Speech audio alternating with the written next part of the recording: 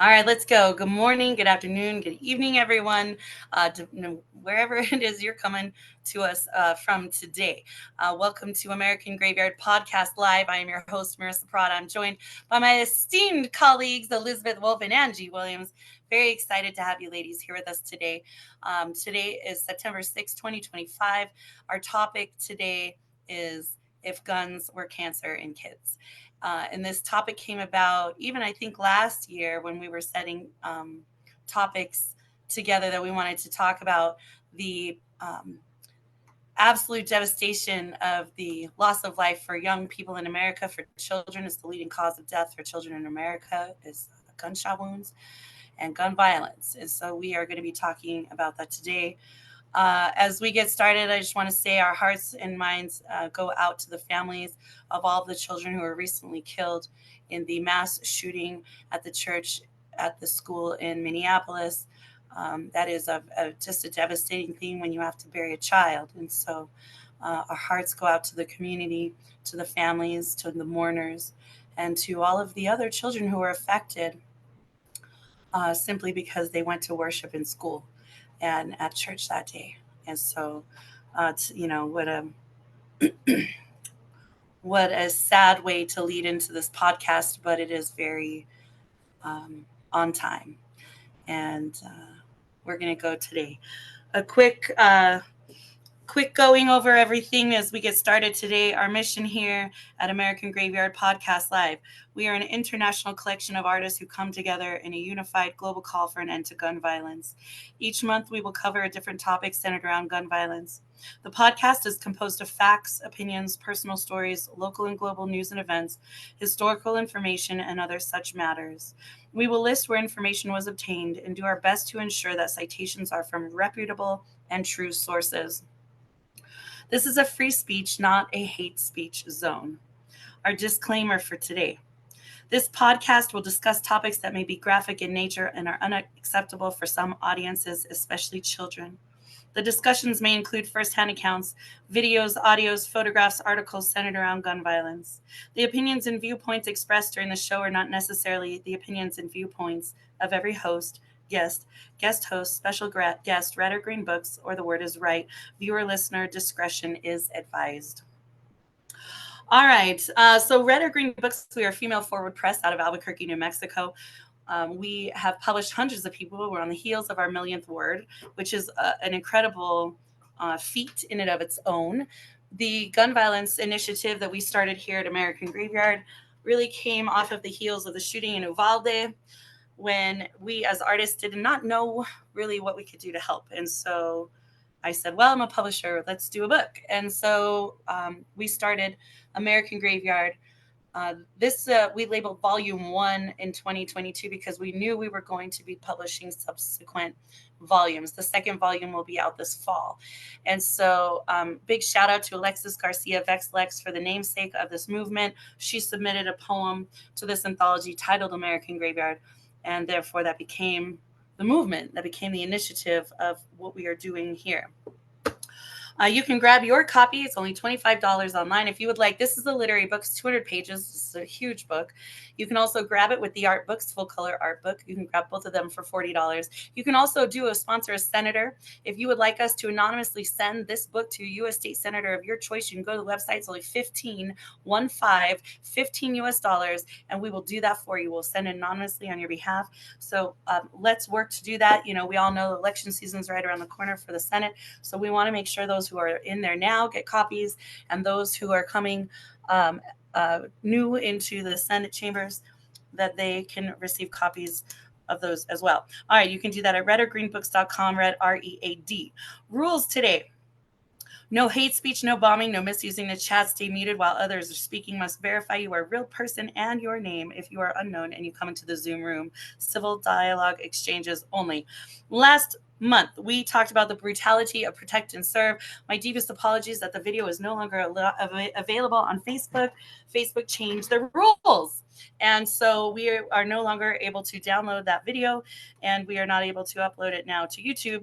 But it was an incredible, incredible show. And so we will do our best to make sure that these videos are downloaded and posted to YouTube. But if you missed the show, it was incredible. the brutality of protecting. So we really did talk a lot about police violence, police brutality in America. It was a wonderful show. Today's topic is if guns were cancer in kids. And let's go. We have, I'm going to be doing some stats and facts. Elizabeth's going to be doing something positive. We'll be talking a little bit about what's happening in the world, in the country, and in our locations. And the next podcast will be Saturday, October 4th. And the topic for that podcast will be guns for entertainment. All right, so I'm going to allow my esteemed colleagues to join us if they have anything that they want to open with today as we get discussing if guns were cancer in kids. Angie's kind of frozen for me, but Angie, I'll see. Oh, there she is. Okay, good. I'm not sure. The Zoom froze you for a second, but I'll welcome you, Angie, and then I'll welcome Elizabeth if there's anything y'all want to open with as we get started today.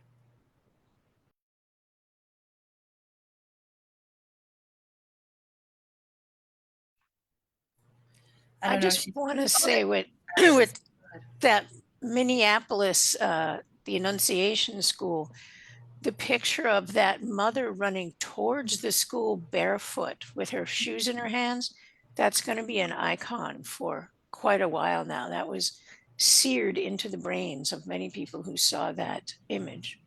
Yeah.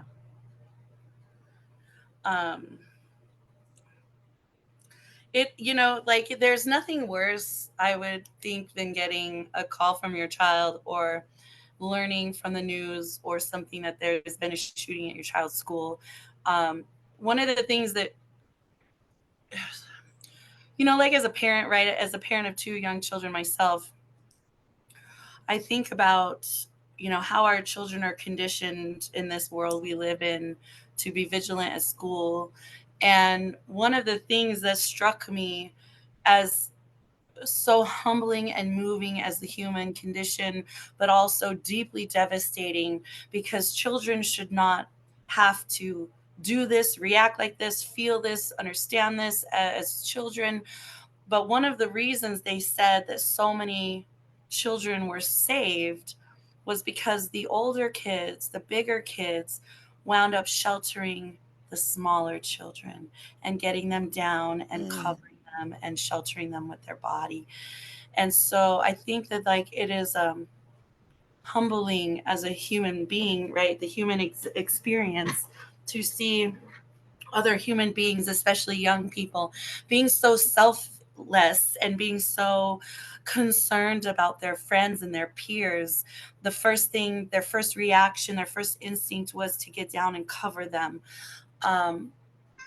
But it does to me speak volumes, and it's devastating to me that has to be the first reaction for young people in public, is to get down and shelter each other.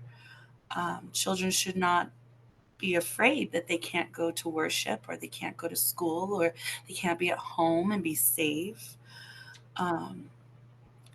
And then to have that responsibility on a child where they feel like it's my obligation to protect others. Children should not feel like they have to protect others. They're children. They should feel protected. They should feel like the adults are protecting them, and that the risk of them dying in worship or at school or at home or in the car or the grocery store or a soccer game or the movies or wherever, they should feel safe. And so it was very sad for me to hear that, but I'm very grateful that they did save so many lives that way. Yes, Elizabeth. My daughter was an intern at an after school on the day of the Sandy Hook shooting. And so she took a bus from her middle school back to her elementary school. And the schools were all in lockdown. And the way that they arranged their after school that day is they had the adult staff at the entrances, they had the college staff in the hallways, and they had the younger staff in a ring around the kids and the little kids in the auditorium all together. They weren't allowed in any other part of the building. And I didn't realize until I went to pick her up that at age 13, my child had moved from being the child to being the last body expected to take a bullet protecting the smaller kids. And she didn't understand that was what had happened with that pattern until I wrote a poem about it, and she read it and burst out crying because she didn't know that that's how they had set that up that day. It's so sad, right? Angie, are you back online, Angie? Did you want to add anything as we open today? Yes, I'm here. Hi. I just kind of cut everything else because I was getting out the car. That's okay. uh, um, the other day when I went to pick up my grandson, I had a scare because all of a sudden it's time for the kids to get out, and all you heard was they were on lockdown. Mm. And I'm like, now you got policemen here. You got the police are always there, which they're supposed to be. But the fact that you're here locked down and you see the police, and I'm like, okay, lockdown does not mean locked out for me. Me and my cane was fixing to go to the door, and they were going to tell me what was going on. Fortunately, I guess the principal hit lockdown by mistake. It was an Oh error. gosh. Oh gosh. Yeah, it was an error. And I sat there and kept thinking, I said, now, that's like the little boy crying wolf. Next time, if it really happens, I wonder if we're going to pay it attention because it was an accident. Hmm. That was kind of like, okay, this cannot be happening. Hmm. So, Well, I'm glad everything was okay. I'm really glad that fallible human beings made an error and that was all there was to it. But I'm really sorry that you had to go through that stress, not just you, but all the parents. And this is coming off yeah. of the shooting at Annunciation, right? And so I think everyone is it should be at least more on guard, which brings me to this.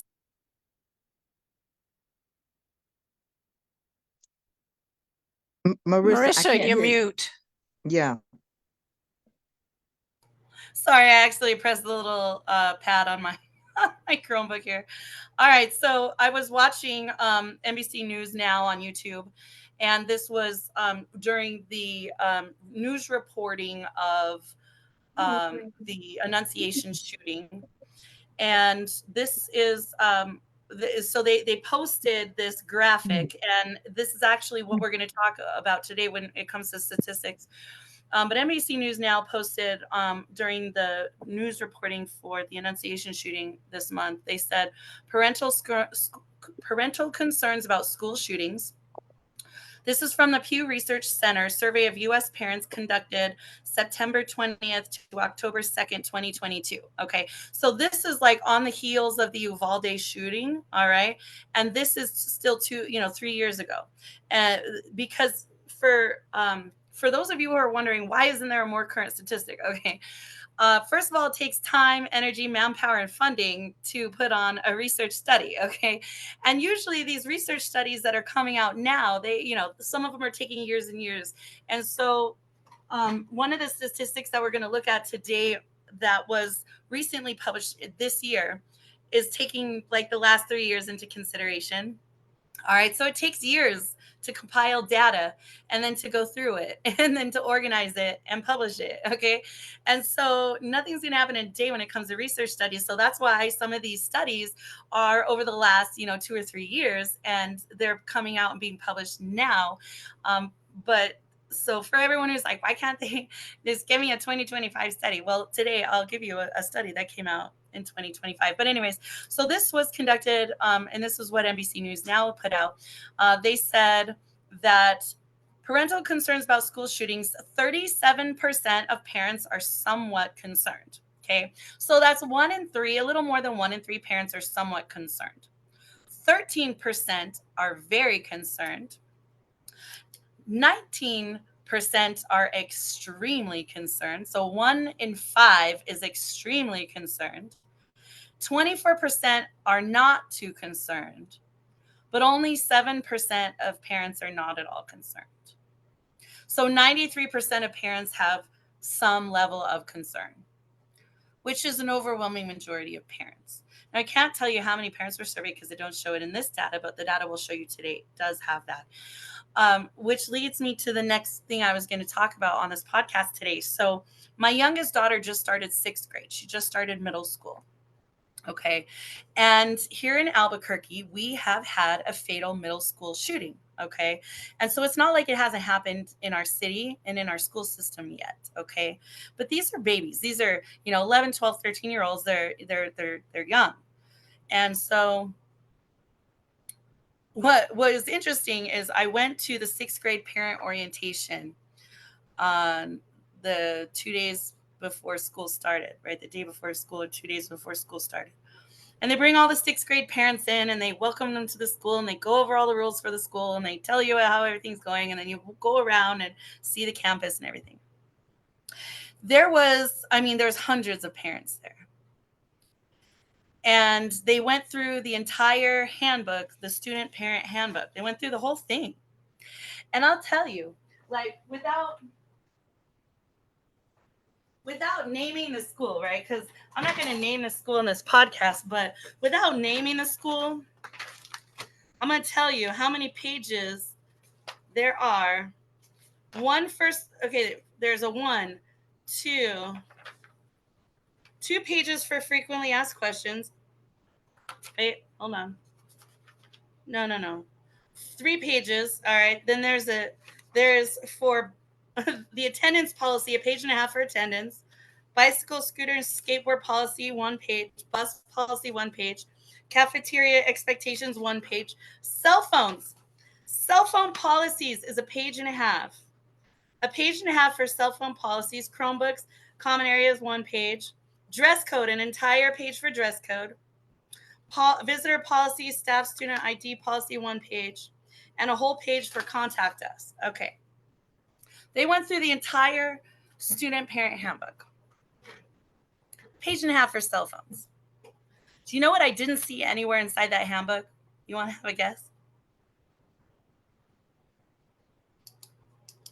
Nothing about gun safety, nothing about what your kids are supposed to do if there's an active shooting, nothing about what parents would be notified, nothing. Yeah, there was nothing about school safety in general. Nothing about prevention, nothing about how you would notify if you had concerns. The shooter drills, this is, a little look ahead, are not particularly effective. But the say anything people reporting is very effective. So they should at least let you know if you have concerns, if your kid has heard something, what you're supposed to do and what their protocol is for evaluating threats and taking actions to keep your school safe. Yeah, there's nothing in the handbook at all about school safety. And let me sum up what I think school safety is. Fire drills, or what you do in case of a fire. Drug policy, drug and alcohol policy, nothing like that. Of course, active shooter and weapons policy, there was nothing like that in there. Evacuations, what they do for, what if there's, there's nothing about lockdowns or evacuations. Where do they go if they're being evacuated? What if there's a house fire nearby and the students need to be evacuated? Where do they go? There was nothing there to tell us parents what happens to the children in case of an emergency. Where's the reunification centers? What do we do? Nothing. There's nothing in there for active shooters, nothing. What do you do? What is a lockdown versus an evacuation? What do the parents do? What are parents supposed to do? Where are we supposed to go? Okay. And I was looking around the room and I was like, nobody has asked this. Now, the principal, she was thrust into the role like the day before, okay? And she was the vice principal for years. And so it's not like this was new to her, but apparently she was thrust in the principal role. And I didn't want to hack her in front of everyone, okay? Because I'm not like that. But I felt in my heart like maybe I should ask, because I know I'm not alone as a parent wondering what the protocol is for school safety, wondering what to do in case of an active shooter.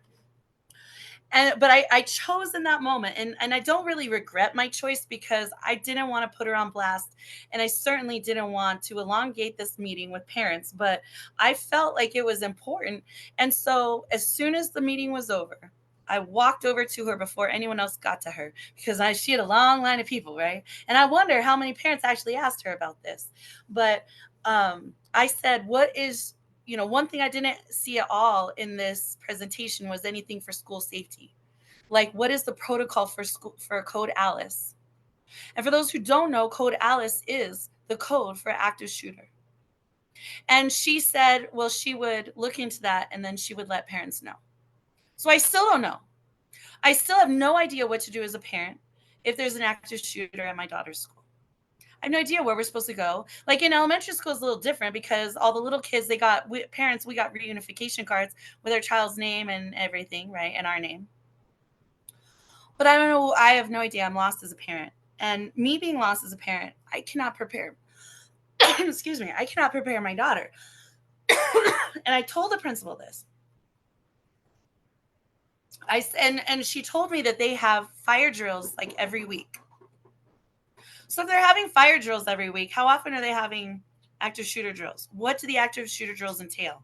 How can I prepare my child to be in school, to understand that there's a drill, but also not feel afraid? But also understand that if it is real, she needs to follow the directions. Like, how can I prepare her when she's already a victim of or survivor of gun violence as an 11-year-old child? She's already a survivor of gun violence. Okay. So how can I prepare her without scaring her? And I feel like I'm very unprepared as a parent. The school has not prepared me at all for this. And so if 93% of parents, 94% of parents, 93% of parents are somewhat concerned, how and why are we not preparing the community to support in case of a crisis? So I'll open that up as we get started today and invite any discussion about that, and then we can go into some videos and get into some statistics. Angie, did you want to go? Some of that has to do with the demographics. Certain areas, their mentality is it can't happen in my neighborhood. This is an elite neighborhood. I never have to worry about that when that's totally untrue. It can happen anywhere. If you can get shot in church, you can get shot anywhere. And there may be a handbook. Now, I used to work in a university, and we were required to have on our walls the evacuations on the walls. Now, in a lot of your schools, I don't see that in your elementary schools and your high schools and your middle schools. For whatever reason, it's not on the wall. Telling which way you're supposed to go and what you're supposed to do, even if it's not in a handbook, if it's posted, because in a fire or crisis, you may not remember what the handbook said, but if it's posted around on the walls, you know what it says. So maybe the codes are different for middle school, high school, and elementary than it is for secondary, I mean colleges, because we were required, the federal government required us, and they would come and check. And if they were not up to date, if they were not correct, we were heavily fined. So maybe that's something that we can all look into. That's just a suggestion because I'm with you on the statistics.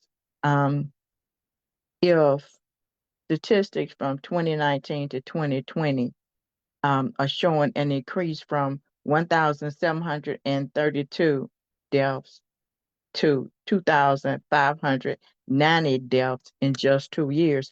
This is 2019 to 2021. Your statistics, I'm scared to hear.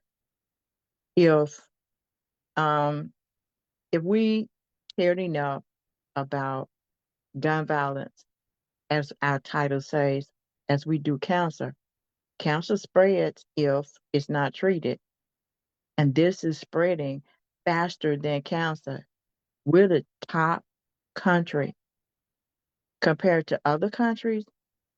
This is like an epidemic, whereas in compared to other countries, this is like when we got an epidemic of a crisis where we almost need to shut the country down, because if we don't, there's not going to be. I told my mama one day, I said, if we keep going like this, judgment day come, God ain't gonna have jack to do, because everybody gonna be gone. That's drastic, I know, but think about it. If those statistics for kids are like that now, and kids are the future, we're in trouble. We're in trouble, because my childbearing day is over.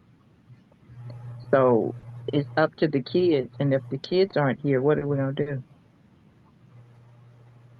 And if the kids, are so broken, or they're so traumatized, or they are so infuriated, right? I mean, perhaps this is the movement of change. Maybe this is the generation that's growing lead in their body to begin to actually create change in this country.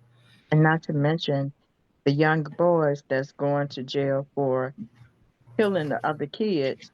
Then there are Hmm. no males, there are no female. We're done.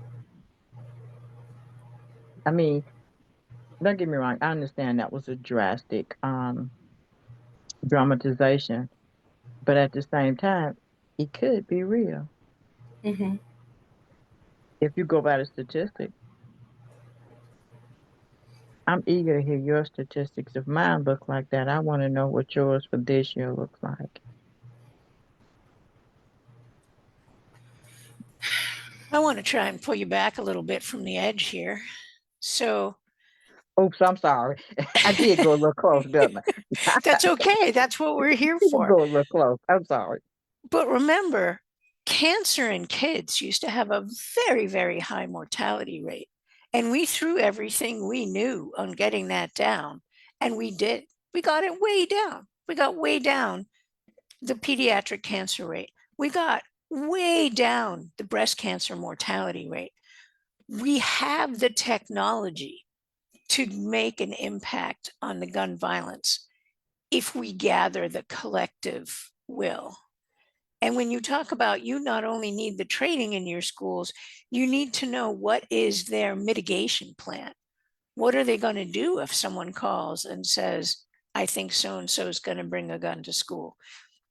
Albuquerque, as a school district, is required to have a plan for how they're going to remediate that. So you might want to inquire that, because if we can prevent it, we're a hell of a lot ahead from having your kid shelter while it's happening.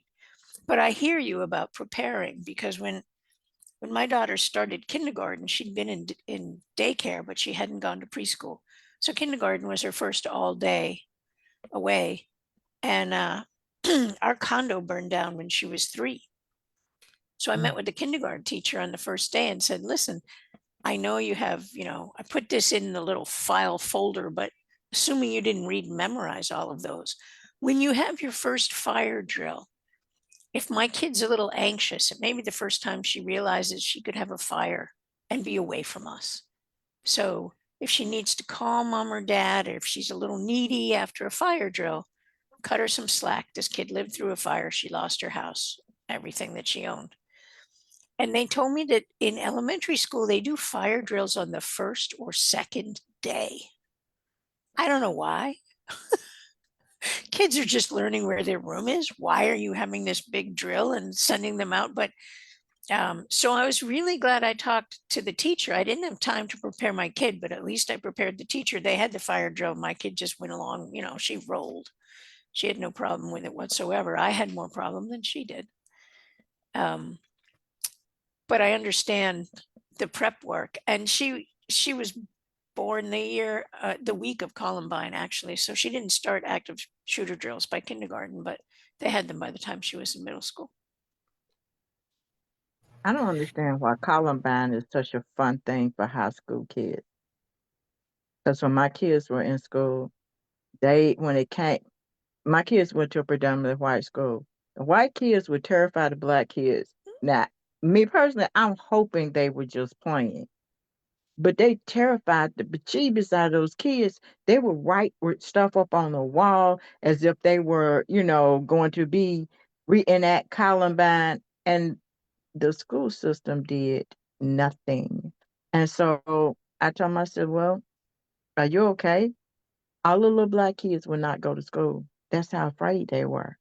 And I Mm. kept thinking, I'm like, if you can scare a kid and it's not happening, man, can you imagine the trauma if it actually happened? And I mean, I'm hoping those kids were actually just playing. But my thing was, the school system knew it was occurring and they did nothing. Yeah, they should not That tolerate that. that was that was torture there because Columbine was not a small thing.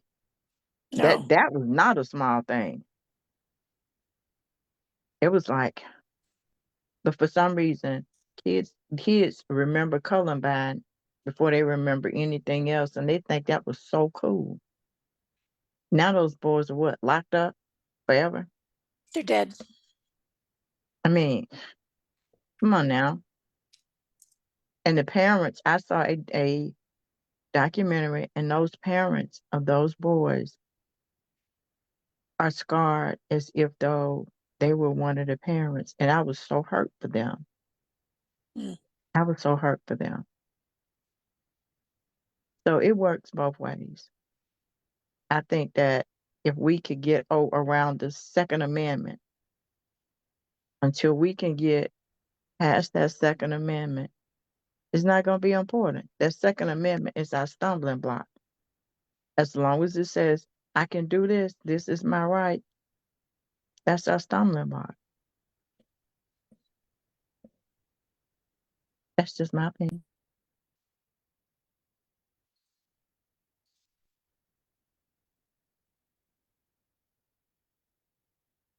You're mute, Marissa. Yeah, I'm like trying to get it. I'm like, click the button, and it's like spinning, and I'm like, click the button.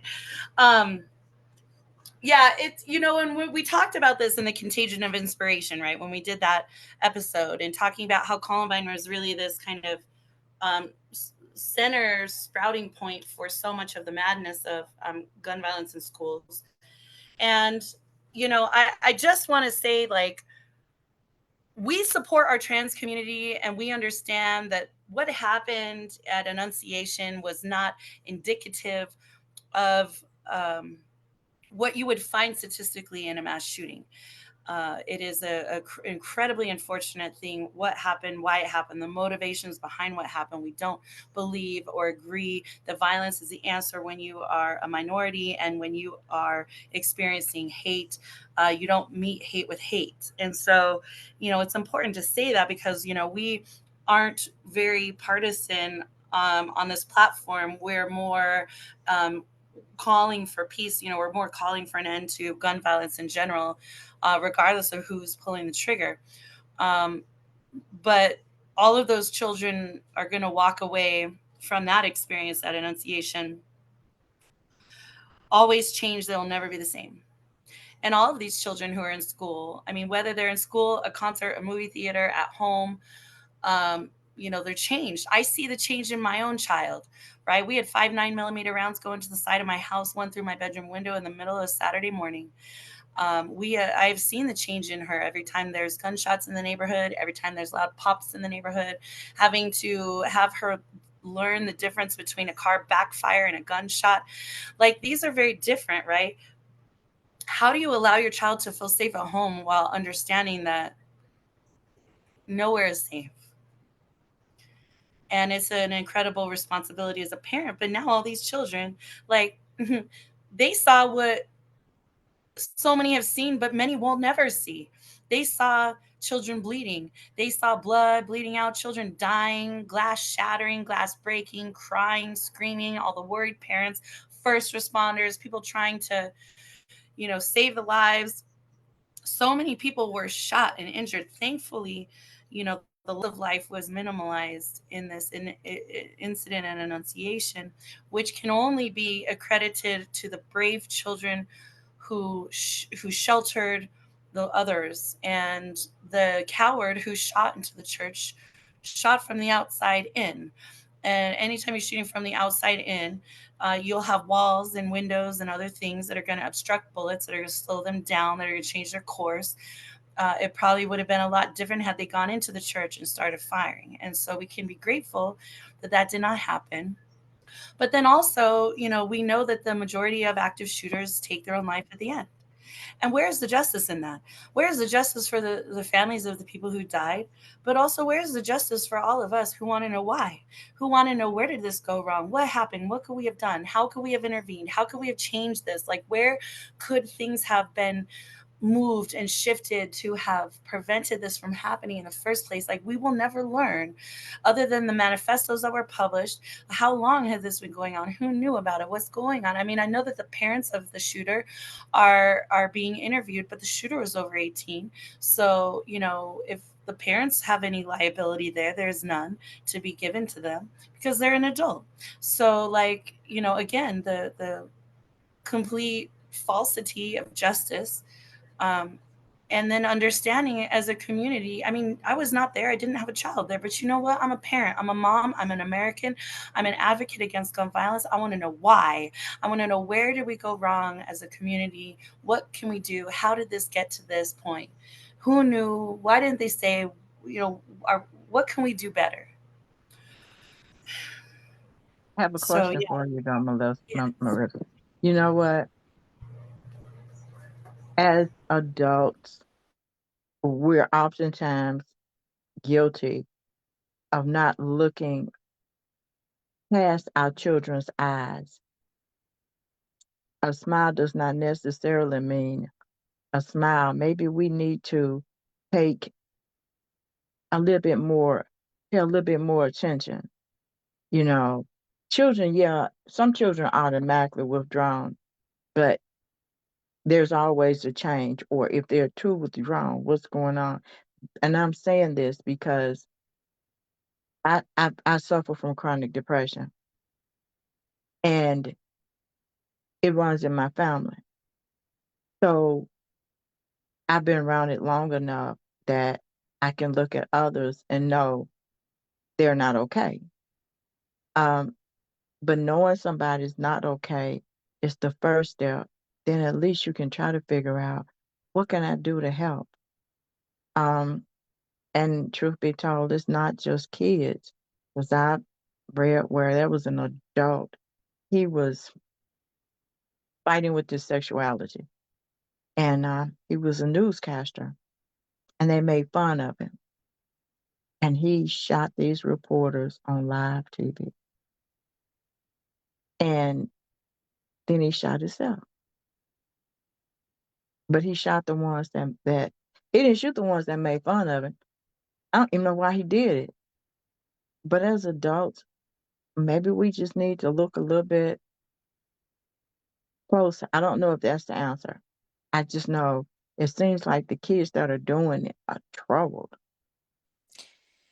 And they're starting that. They're starting to study the parents of the shooters, the ones that lived, because often particularly the mother is shot first. But Susan Klebold, Dylan Klebold's mother, and the mother of the California shooter, Elliot Rogers, a lot of the parents are working with researchers now to see if they can build out, where did we go wrong? Where could we have intervened? What signs did we miss?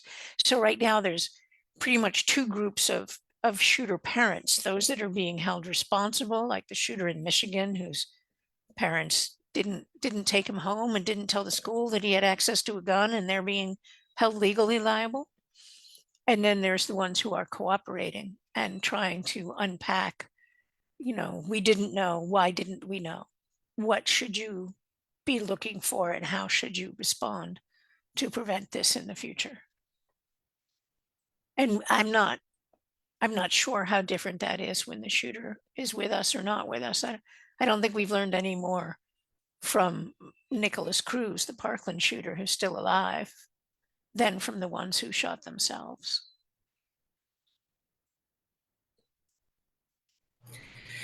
It is going to be eye-opening, I think, as we move forward in the next couple of years as investigators and statisticians and researchers and mental health practitioners and law enforcement and educators. Like, everyone needs to be in the discussion. Everyone needs to be part of putting together the research behind everything so that we can continue to move forward as a community. Parents need to be involved, students need to be involved.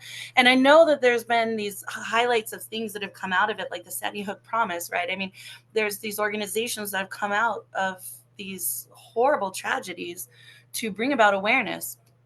And so, this is what we're doing here. This is what we can do as poets and artists and moms and parents and just concerned citizens, to be doing this podcast. We look at the commander in chief is sending National Guard to DC and to Baltimore and soon Chicago and all these cities because of quote unquote violence. And I'm thinking, well, where there's a lot of violence is in schools, and they're not the most violent cities. And what about gun violence in general?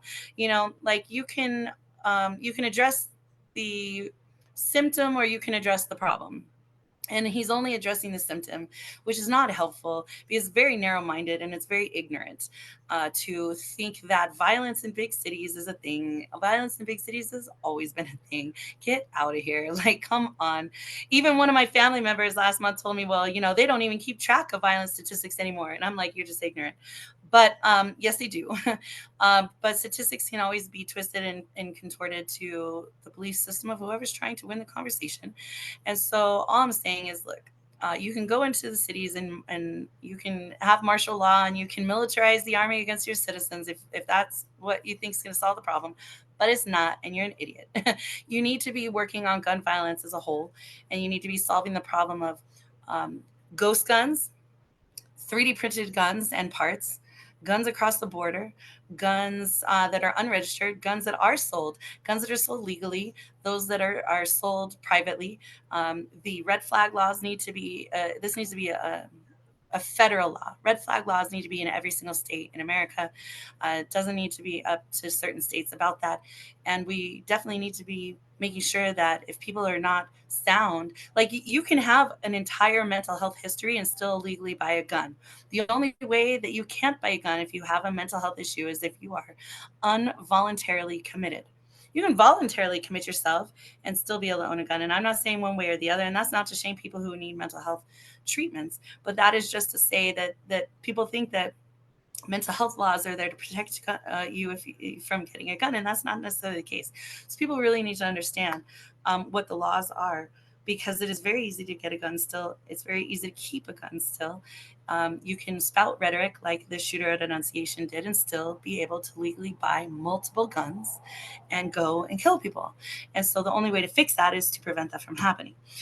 It's not to militarize National Guard against citizens, because they're undocumented. More shooters have a history of domestic violence than a history of mental illness. So if you really want to attack who's going to more likely be a shooter, we should be looking at people who are more likely to domestic violence, but that's not something our commander-in-chief is going to particularly want to track down on. And we already know by statistics that most mass shooters are cisgender white men. All right, let's keep that real. Yes, Angie. But but while we are running around trying to say that illegals are the bad guys, that's stupid. It's the U.S. citizens that's doing it. I'm sorry, I just can't see. Those people came here because they want a better life, and we're here trying to say they don't need a better life, but yet we're the ones still doing the shooting, killing. You're leaving. It's just like the old people used to say, you trapped a rat in the house.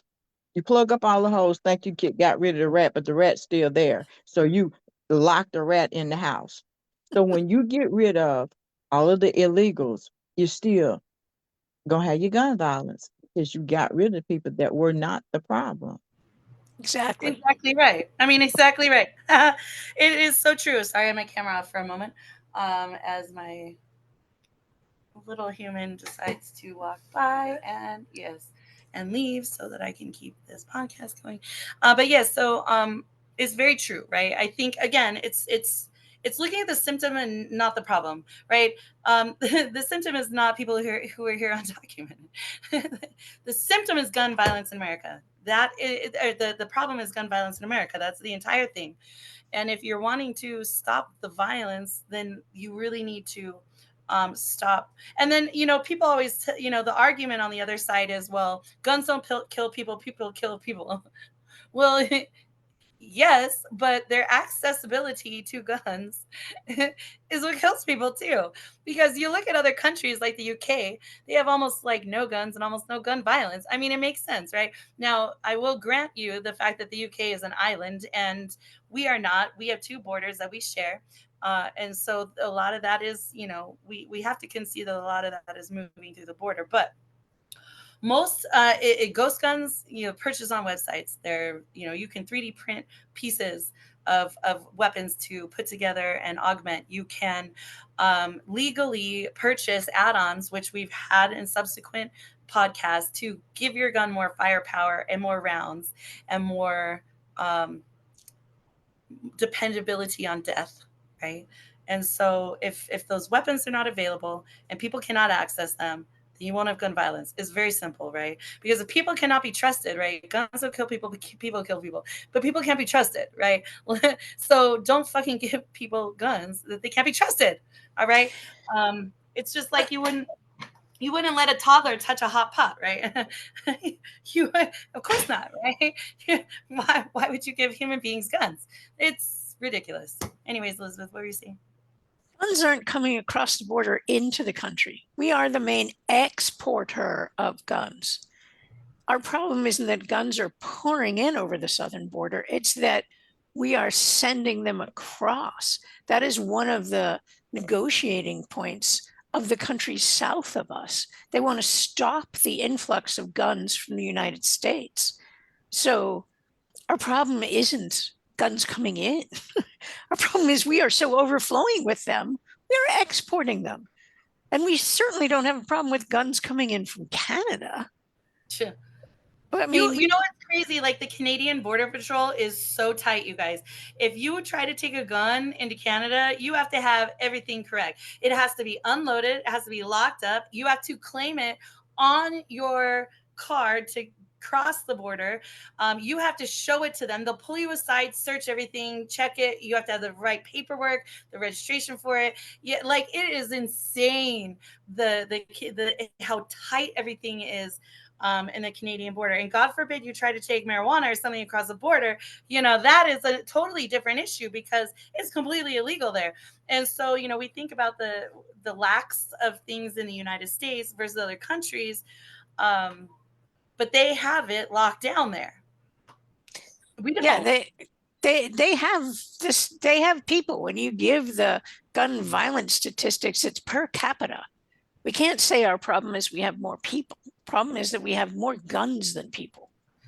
And we do have more incarcerations than anyone. We have the most incarcerations of any country in the world per capita. And so when we're talking again about guns, you're making it illegal to have guns when you're a person of color or undocumented, but not if you're a white cisgender man in Texas, right? Like, let's keep it real. So it's been a tool also to continue to suppress communities of color, especially impoverished and uneducated communities of color, because they just don't have access, right? So, anyways, that is a whole separate thing. We ought to do that podcast. But today, because I'm like, squirrel, let me jump on that dog and gnaw the bone. But, as far as children go, I always see the commercials, right, for St. Jude, and how they would always have the big celebrities doing these big cancer and kids commercials. And then, of course, you have Make a Wish Foundation. and you have these big athletes, working with these children with cancer, and it's like this wonderful thing, and like everyone wants to rally behind these organizations that help children, right? And it's a wonderful cause to do that. And because of organizations like St. Jude, and no, this podcast is not brought to you by St. Jude, but because of organizations like that, we brought about awareness, funding, scientific research, which has led to breakthroughs in medicines and treatments for cancer in kids, right? Because we can all agree that children are innocent and they should not be maligned by things like cancer, but we're allowing them to be maligned by gun violence.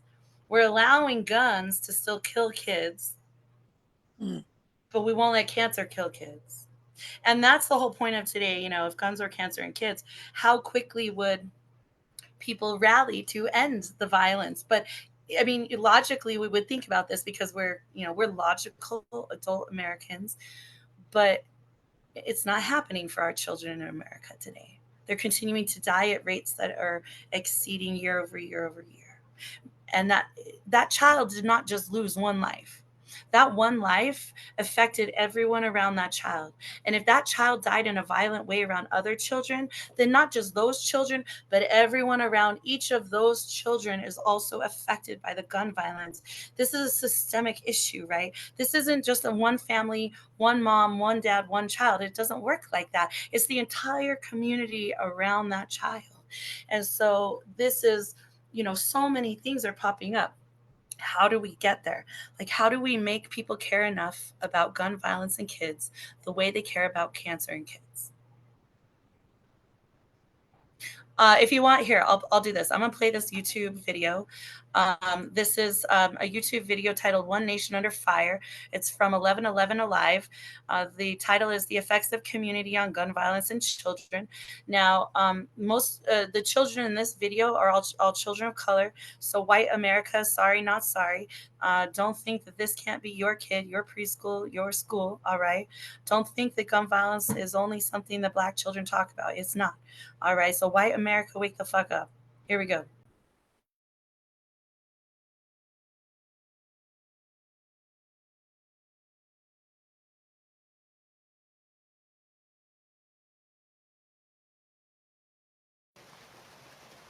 This has been a 4-decade issue.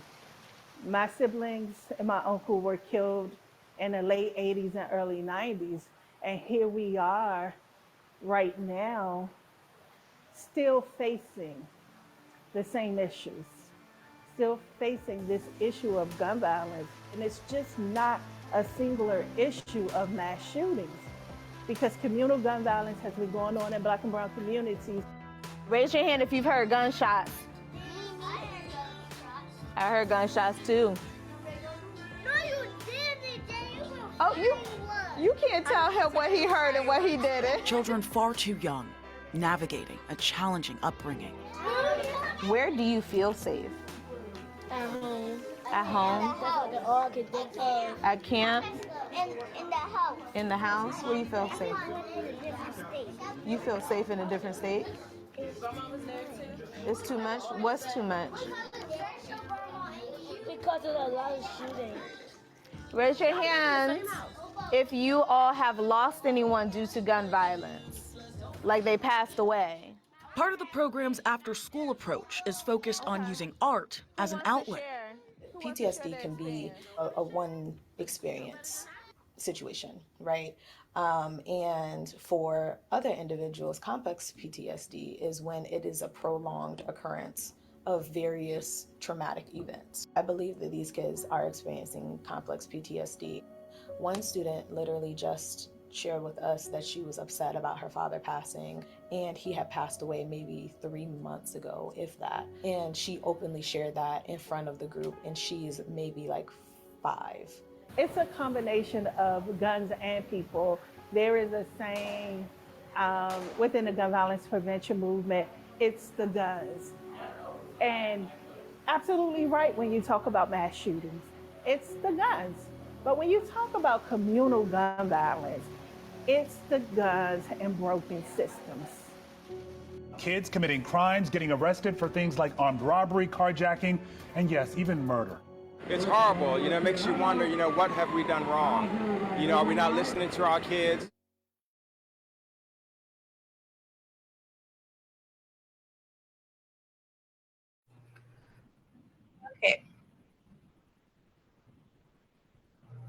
Um, hang on. So she says it's guns and broken systems. And are we not listening to our kids? And I think that that is so poignant for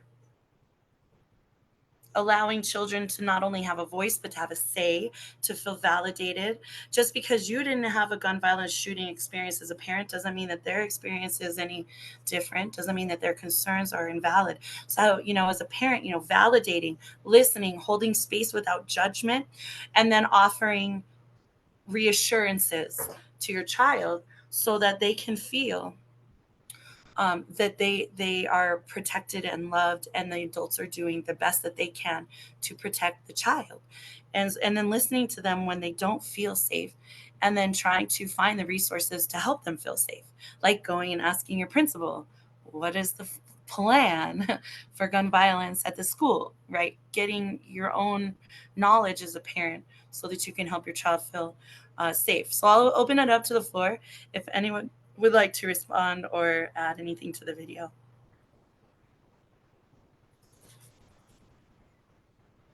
It's bad when you have children that young that don't feel safe. I mean, you're 5, 6 years old, you should feel safe. You hear gunshots so much, and the scary part is it becomes so common till you don't pay it any attention. And maybe that's part of the reason it's not getting fixed. It's just, oh, that's every day. Where we lived when I first moved up here, to where I came from, we didn't hear gunfire like that. So when I first moved up here where I lived, we did. It was in the distance, but it was close enough to know, okay, you need to move. Well, we were at home for Christmas and we're outside taking down decorations and they were shooting firecrackers. Well, I knew what it was. Mm-hmm. My kids, it scared them. Mm. All I saw was lights going up in the air and them. I mean, they moved so fast. All I could do was just catch the lights and try to get them back. And I knew then, can't stay here. So I made it a point. I worked 2 full-time jobs to make sure my kids could be relatively safe. You're never going to say totally safe, relatively safe. So that at least they could tell the difference between a firecracker and a gunshot. Yeah, That's all. it's so true. Sorry, Elizabeth, go ahead.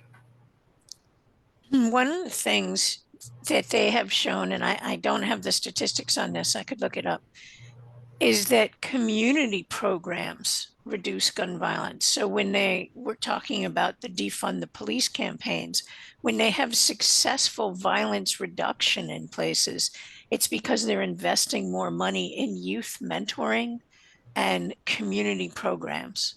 And that's also a change that has happened relatively recently here in America. So we have very few of the community participating programs that we used to. We are very much more isolated. And so when you talk of things that will help not only mitigate the trauma, but just help heal the community, make the community more cohesive, and reduce the risk of shooting episodes. Community programs is a big part of that would be good for us to invest in more.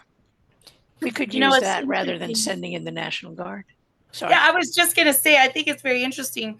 So there was a statistic years ago that said if you sent a child to a private school from kindergarten to 12, and that whole all of those years, it would be the same cost as incarcerating an adult for 10 years.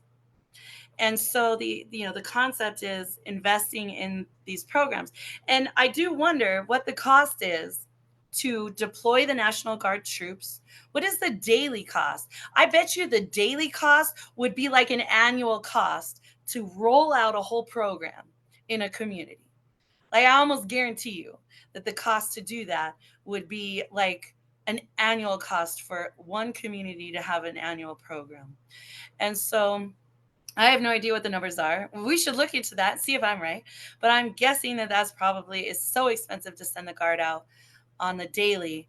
And if they're out for 10 days, that's 10 communities a year that could have had a program, right? And so again, you're fixing the symptom, not the problem. You're just addressing the wound and not what caused it. So the idea is, we really need to change the concept of thinking.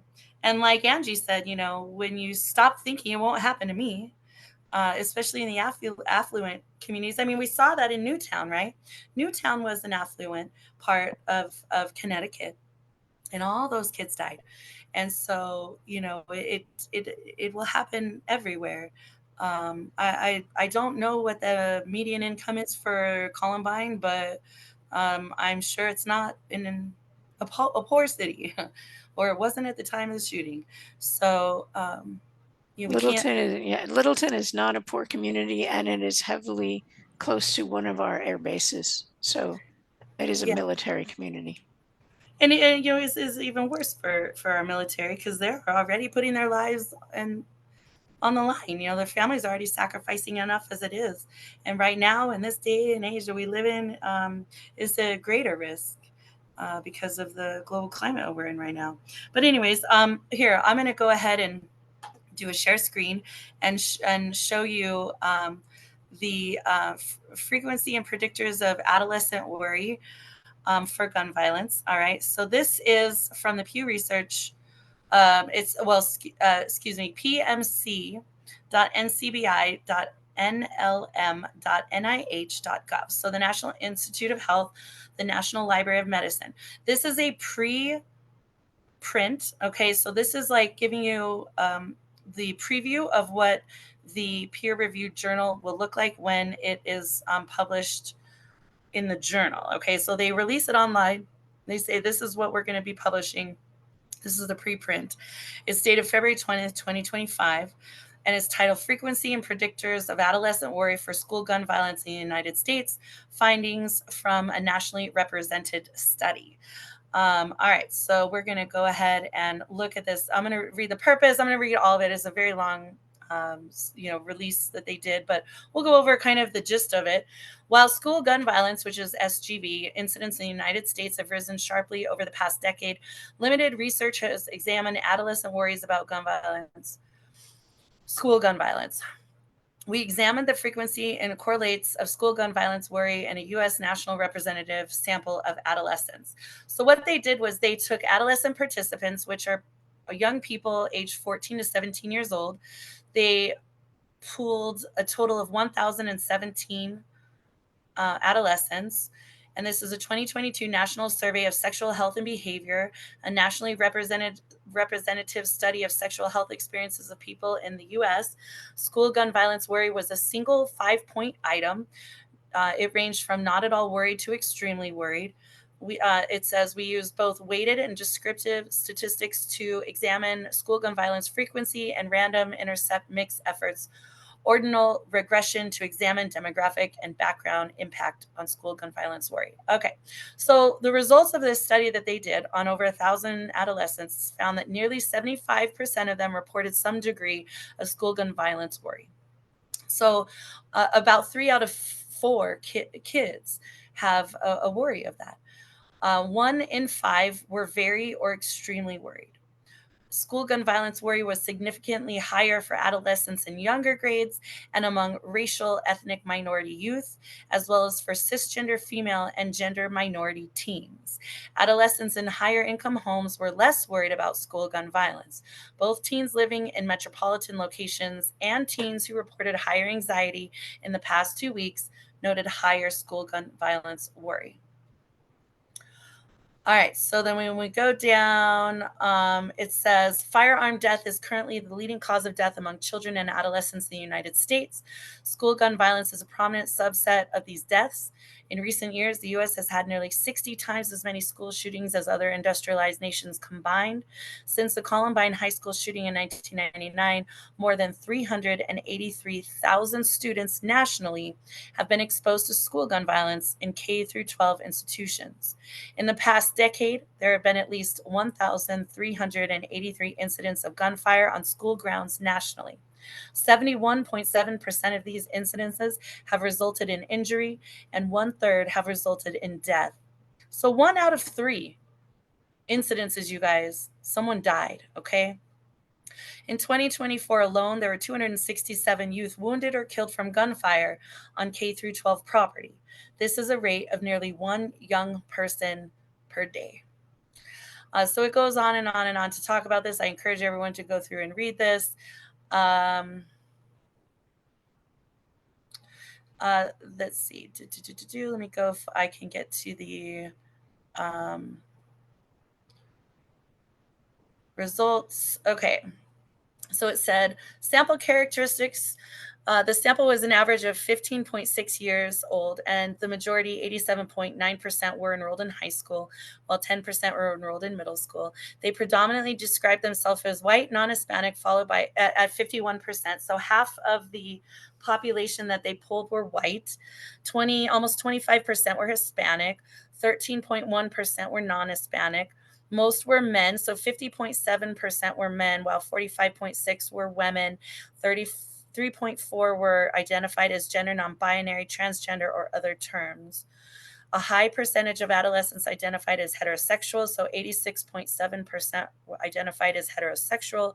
The average parent reported household size was 4.3 members, and the majority of participants lived in parent-reported metropolitan areas.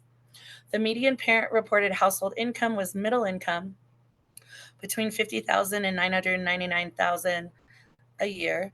1 in 3 adolescents, 3.25%, were classified as having high anxiety risk. All right, so that's the result. That's the participants. That's who they pooled. That is the demographic for who, they did all of that funding for all of the finding. References, there's a lot of references on here. I encourage, again, everyone to go to the website, check out the references. You can see all of the supplemental material. All right, I'll just do this quick conclusion. School gun violence and the worries and fears that adolescents have about it is an important pediatric health issue. While most young people will not personally be involved in a violence event, their day-to-day lives are rife with reminders about the potentiality of victimhood.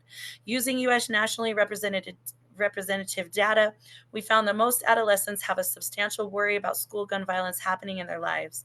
In addition to implementing structural interventions to reduce school gun violence itself, targeted efforts to help adolescents at great risk for school gun violence worry are important to avoid the long-term mental health impacts of prolonged worry. Again, you can find this pmc.ncbi.nlm.nih.gov. Articles, of course, /articles/PMC 11875268. That is the article you can find online, and it gives a really eye-opening statistic to a little more than half of the kids pooled were white, almost 90% were straight, and the majority of them were middle income families, most of them in the city, in urban areas. So, when we talk about pooling communities, of color, I bet you that number is going to be a lot higher. But even still, having such worry, right, is an interesting statistic. So I'll turn it over to the two of you for any reactions, and then we'll kind of wrap up. We'll let Elizabeth share the slides she has for today, if Angie has anything she'd like to share today, and we'll get moving and shaking with this September.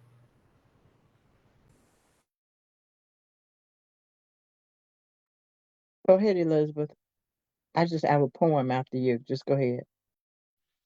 Yeah, I don't have much to add to that. I think the kids are very aware of it. I think Angie was right there. The icons of Columbine, I mean, they're all recent history for these kids. Columbine, Parkland, they're aware. And I don't know who's still saying it can't happen here. I don't think there's a here that it can't happen in. So I don't know if there are kids who still believe it can't happen here, because we've seen it. It's happened in all the heres there are.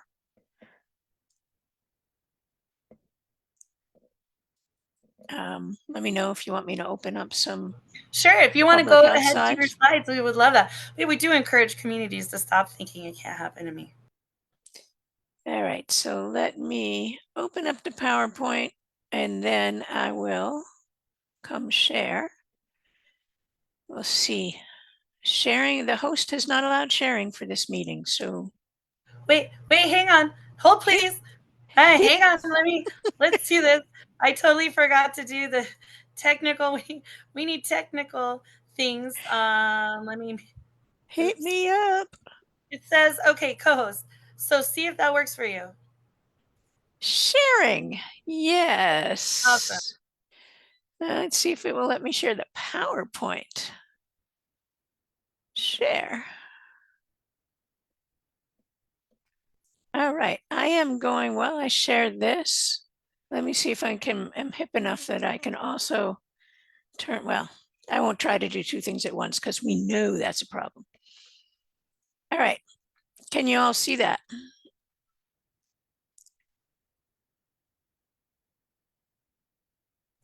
Yes, we can. All right, so I'm going to talk about gun violence as public health, evidence-based solutions that we know work. Let me see if I can change my view so I get that little, so I get us out of there. Is that better? Firearms are the leading cause of death in children and teens. That comes from the CDC. Every year, nearly 22,000 children and teens are killed or wounded. Also from National Center for Health Statistics. And approximately 3 million are exposed to gun violence.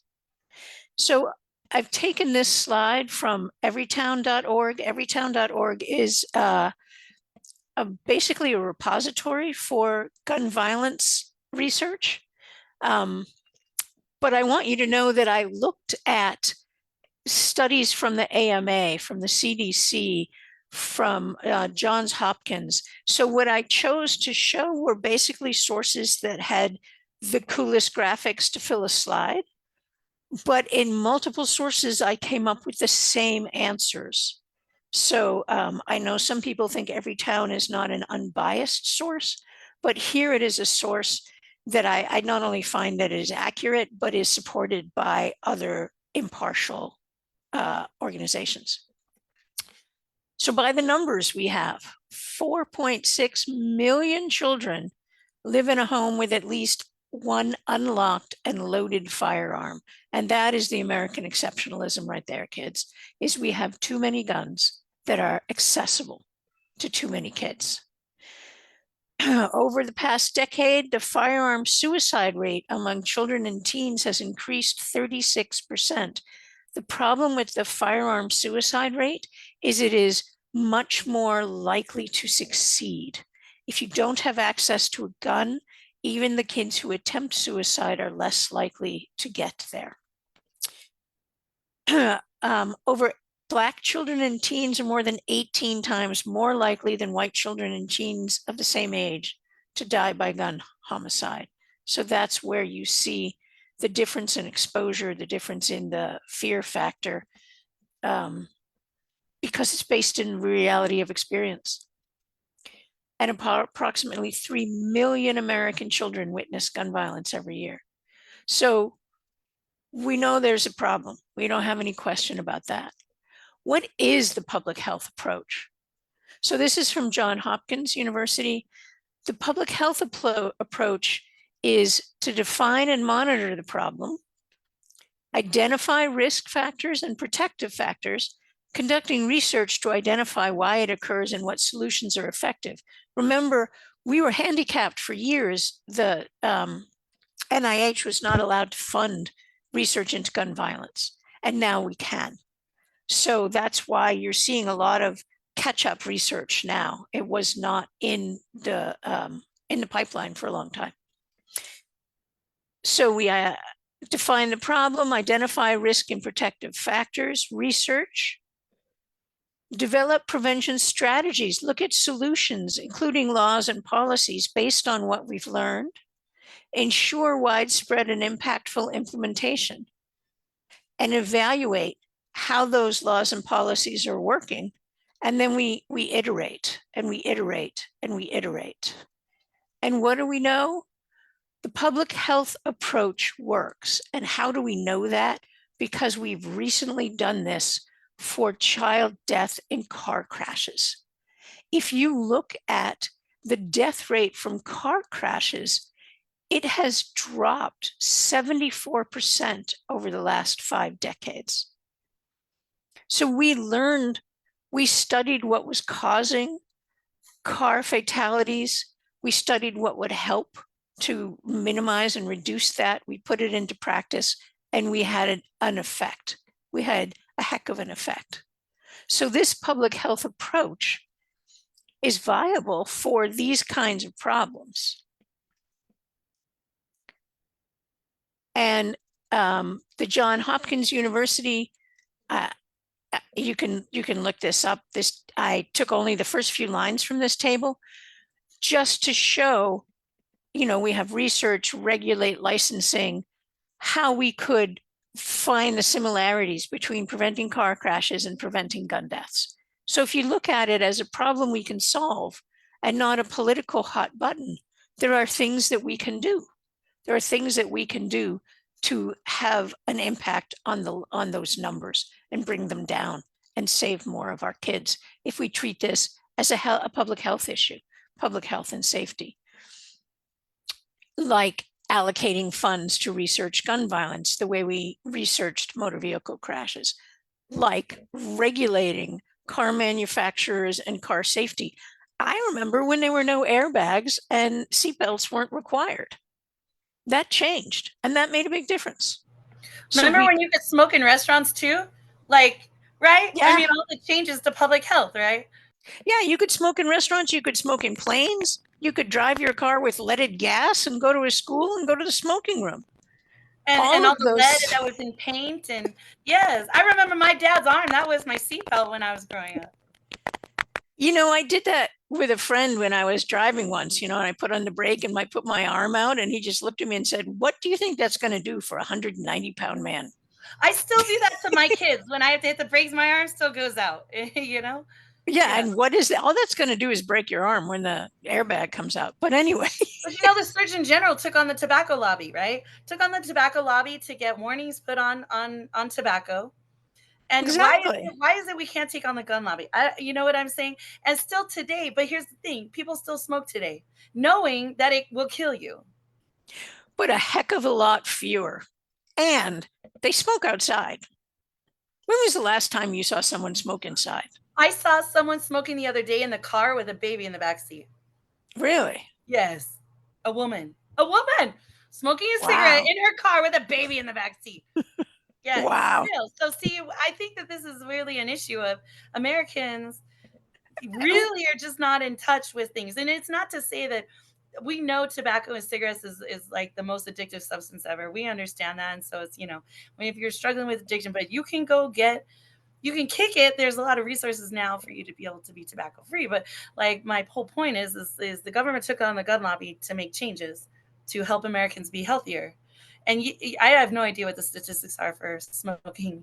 Most of the smokers have died already, right? Yeah, they're huge. They're less amount of smoking related illnesses.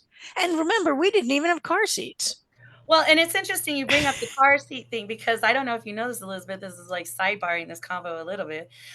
Did you know that the National Transportation and Safety Administration Bureau, the NTSB, when they're doing crash testing in vehicles, there's not a single crash test dummy that is weighted for a woman.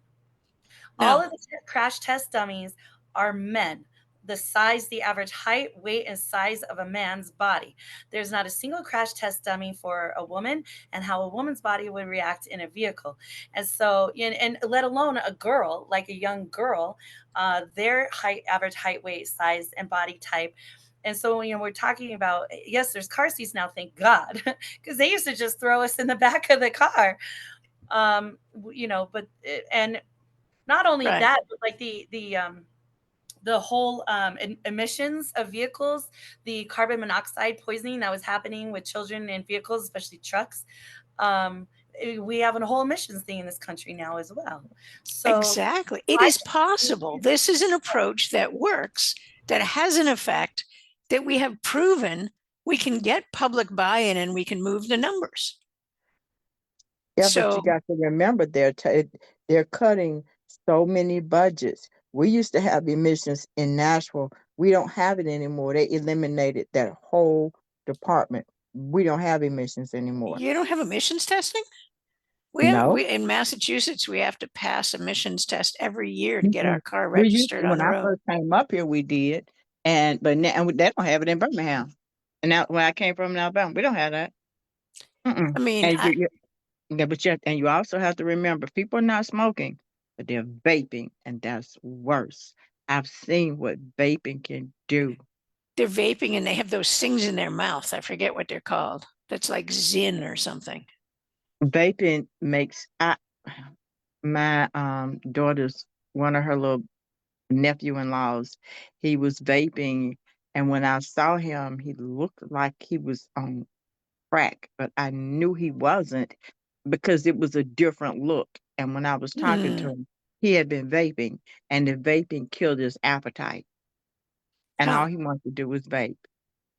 So sometimes seems like we call ourselves fixing one thing, and it's all about money. That's all it's about. It's not about us. We reduced the numbers of car fatalities 74%, not 100%.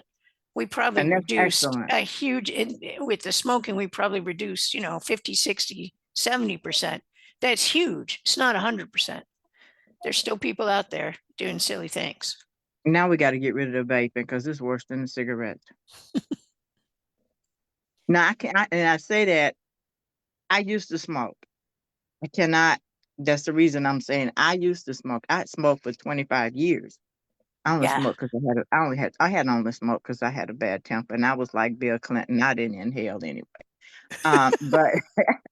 But when they told me I had sarcoidosis and they saw all those little nodules coming down my lungs, it had nothing to do with the smoking, but it was in my lungs.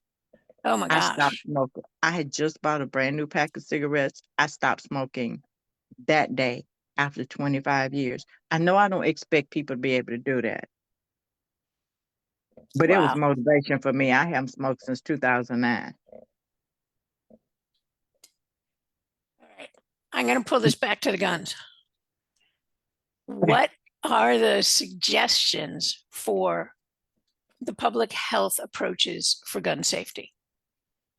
And the first and number one is secure gun storage. Remember that number of how many kids are in a house with an unsecured gun?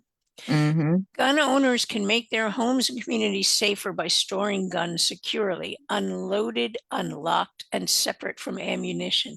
This alone would make a huge difference. And like Marissa was saying, there's a difference in the red flag laws. There are huge differences in childhood access protection laws across the states, and you can compare them. And the states that have the strongest secure gun storage have the lower numbers of child successful suicides and child accidental shootings. I know in our family, my daughter's friend who killed himself at 15, he had been in the hospital that night for alcohol poisoning. His father signed him out against medical advice and brought him home. And when his father left the room to get some water, Ben shot himself. If that gun had been securely stored, there's no way that kid had the capacity to put it all together quickly. It would have made a difference in his life that night. Secure gun storage is #1 on the list. Extreme risk laws, otherwise known as red flag laws. When a person is in crisis or considering harming themselves or others, family members and law enforcement who see the warning signs, if you're in a red flag state, can report them to law enforcement, and they can temporarily remove the guns. That also happens in some states if you have a protection order, otherwise known as a restraining order. Extreme risk laws are effective for reducing gun violence. Smart guns and gun safety features, if we want to get into the technology, and we have the technology, a personalized or smart gun uses technology to turn stolen guns and guns that children have access into basically paperweights. So that could be a game changer for keeping guns out of the hands of children and from keeping stolen guns from being worth anything. The first thing, when my daughter's phone was stolen, one of her friends, the first thing she did was disable. She went in with her Apple ID and disabled the phone. I couldn't do anything with it. We could do that with guns. The recommendation is to reconsider active shooting drills. 95% of American public schools have those drills, but there's almost no research affirming the values of those drills.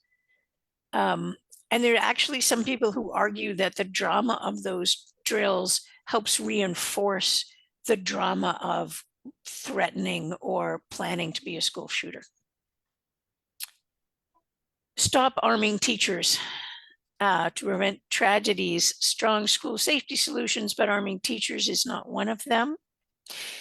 The threat identification and assessment program, that's, Marissa, what I mentioned that Albuquerque School District should have, is to intervene before a person commits the act of violence. Threat assessment and identification programs allow schools to intervene and address potential violent behavior.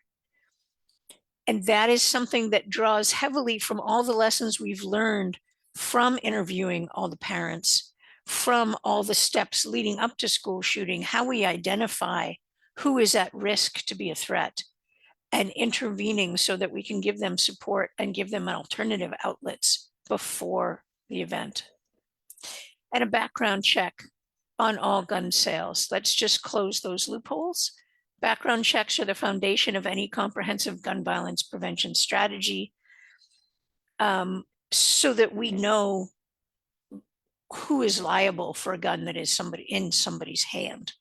Again, if I have a car on the road, it has to be insured and someone is liable for what happens with that car.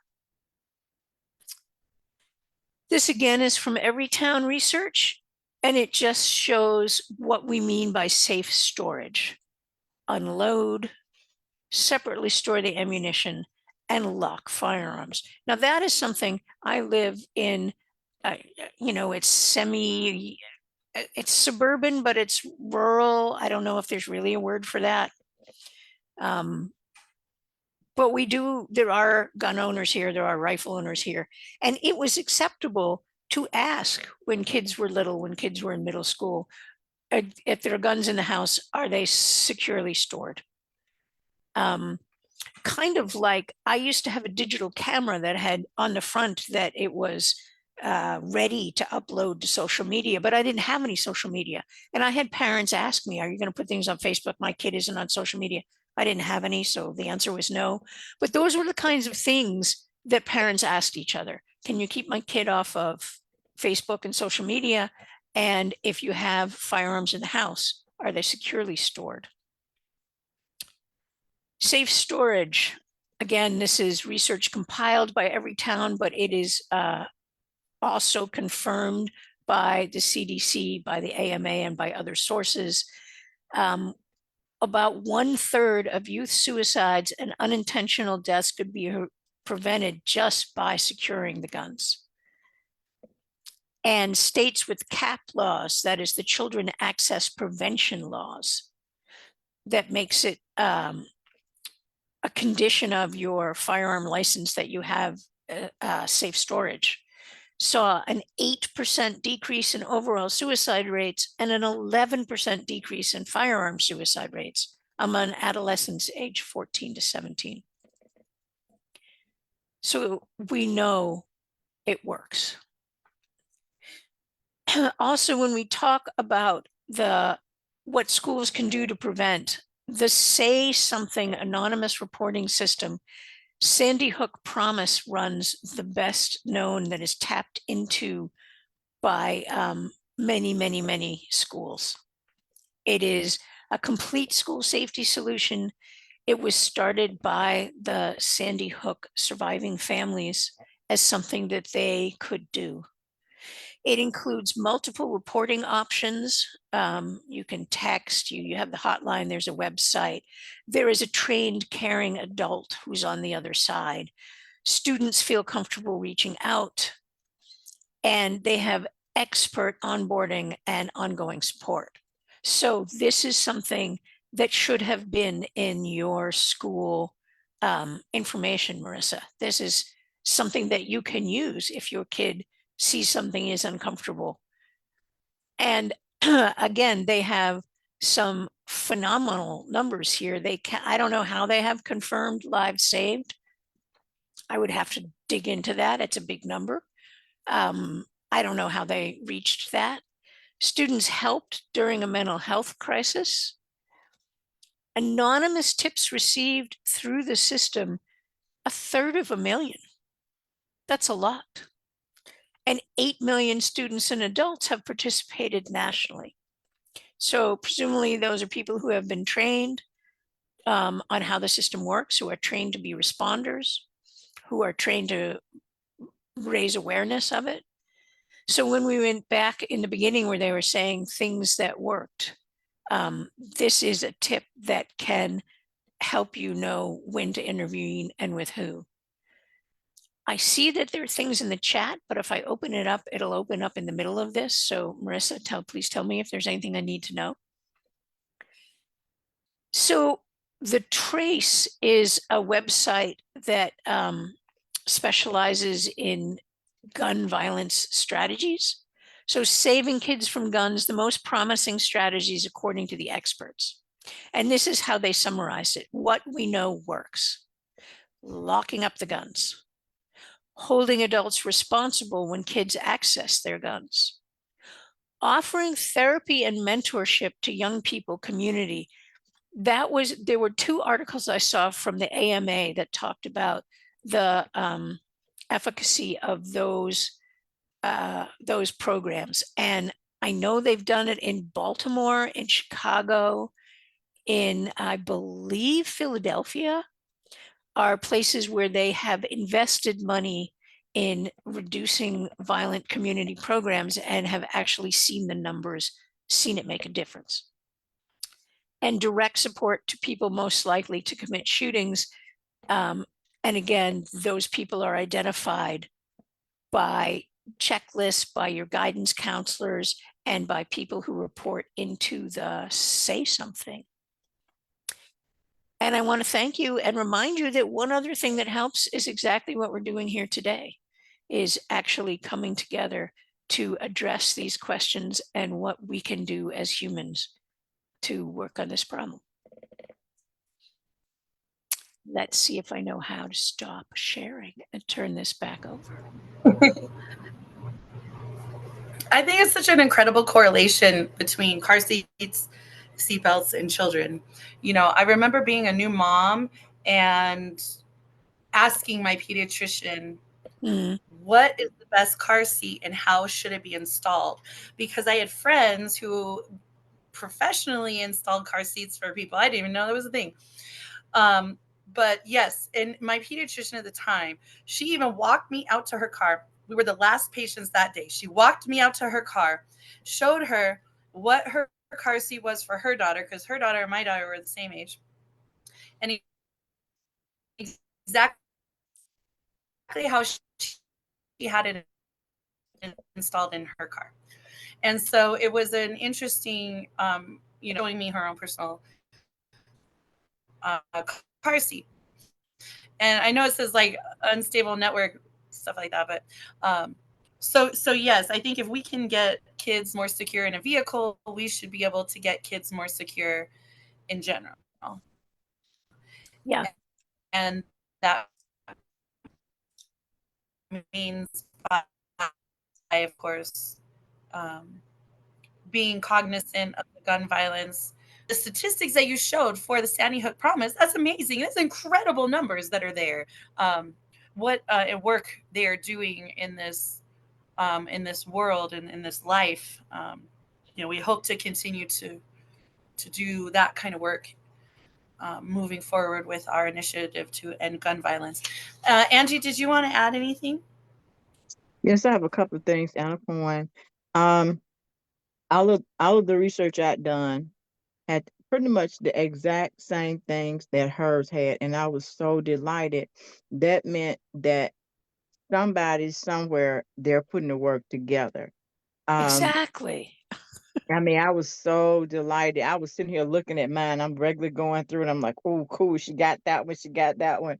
Um, if we don't take a stand, we're going to lose it all. And losing our kids is the last thing we need. I also hope that there are programs or more programs in place to help the kids that witness these things.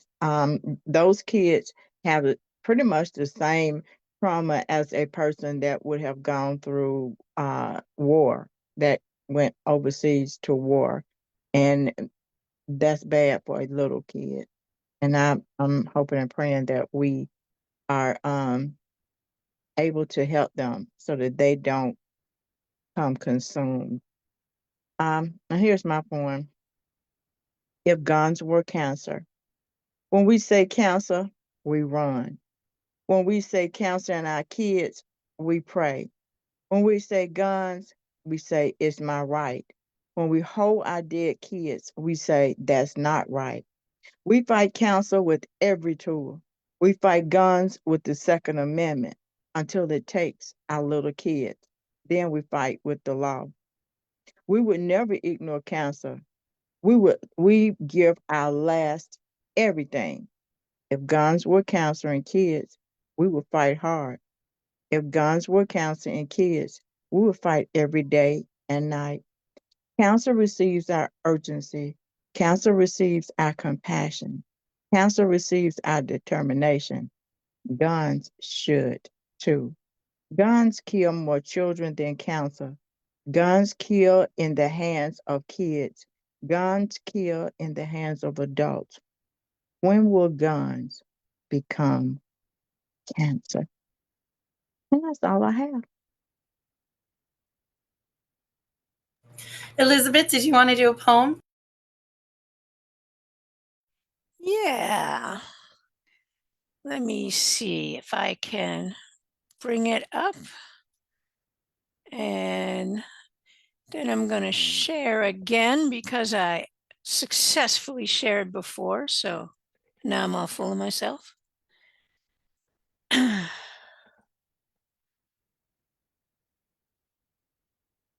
So I think. Whoop. And all sorts of things came up because I have too many files open.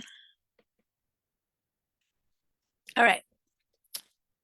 This is a poem that I actually wrote a year ago, which I know because I read Chris Llewellyn's book, Fragments of the Fire, which is about the Triangle Shirtwaist Fire. And it gave me the structure for this poem, which is the last poem in my Parenting in the Age of Columbine book. And it, I pulled it out because of the Minneapolis shooting. So this is Rob's Elementary School, Uvalde, Texas, May 24th, 2022. 21 dead, 17 injured after Chris Llewellyn. It was Tuesday. School was out in 2 days. It started before noon. Most of the dead and wounded were 10 years old. He bought the gun legally the day after he turned 18. He was known to torture small animals. He posted threats online. It was Tuesday. There was an award ceremony at school that morning. Many parents attended. Some kids wanted to go home after, but most stayed for bubbles and class parties. School was out in 2 days. He called his mother a bitch and moved in with his grandmother. He shot his grandmother in the face that morning, stole her truck, and drove to his old elementary school. It started before noon. There were fences, there were locks, there were police officers. They had trainings, they had drills. The officers were armed. Most of the dead and wounded were 10 years old. The gunman entered the school with an AR-15 and lots of ammunition. It was Tuesday. The gunman entered 2 adjoining 4th grade classrooms. In one room, every student died. The teacher was shot multiple times. School was out in 2 days. For over an hour, law enforcement officers converged in the hallway. Hundreds of law enforcement officers. For over an hour. The officers had guns. The officers had shields. It started before noon. Some of the victims bled out while officers stood in the hall. The survivors played dead. Some of the children covered themselves in the blood of their classmates. Most of the dead and wounded were 10 years old. It was 23 years after Columbine. It was 10 years after Sandy Hook. It was 4 years after Parkland. It was Tuesday. Thank you. So profound. And it is an important reminder of what happened in Uvalde. The inaction by the adults and the action of the children and the just inexplicable loss of life. Uh, I don't forget it. Every time we do this podcast, I'm reminded about Uvalde. It was the reason this entire movement was procured and considered and believed in. I'll do a poem from here, from the American Graveyard book. It's from Nicole Hernandez McGuire. She's a fellow Tesoro women, one of our women with the Tesoro organization. Firesingers.com is that website. You can find her at Nikki Sparks _poetry on Instagram. And this is an untitled poem. Last night, I spent hours answering questions about bullets and mental health and active shooter drills to wide-eyed children, teeth freshly polished, ready for bedtime stories about princesses and dragons. I wanted them to hear from me first. I tried to keep it age appropriate, but at what age is it appropriate to explain that people kill people and that we let it happen each day through our complacency, our apathy, our normalization of mass murder, the society-sanctioned slaughter of elementary school children, and Black folk out shopping, and parishioners out praying, and dancers in a club, and shoppers in a mall, movie watchers in a theater, concert goers at a park, employees at work, high schoolers in hallways, seniors in a nursing home. And let me repeat, because it keeps repeating, elementary school children. Last night, I spent hours lying to my children, telling them not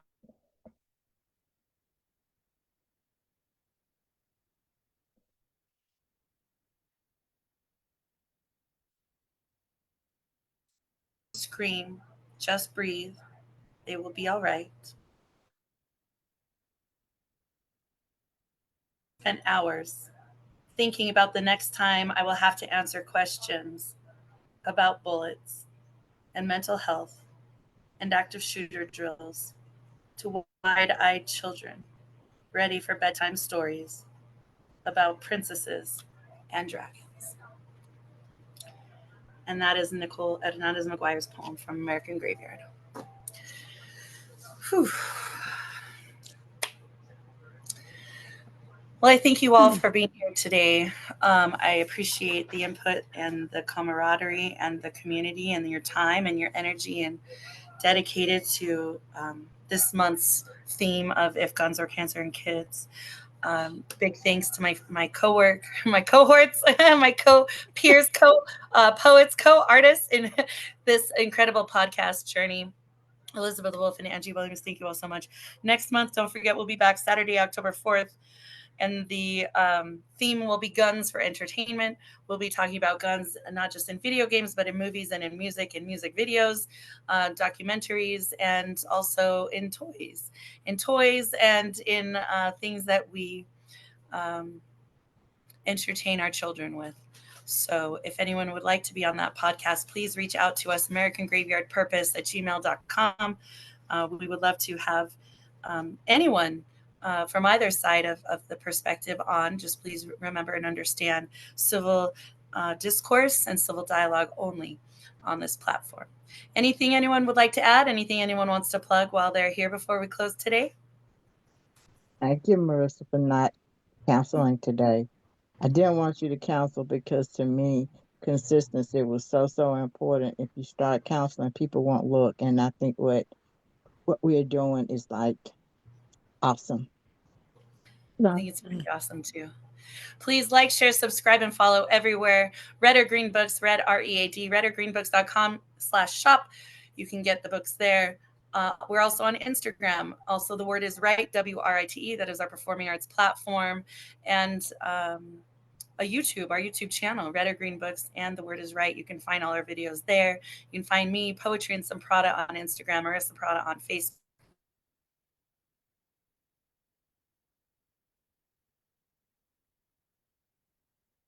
You just froze for us, Marissa.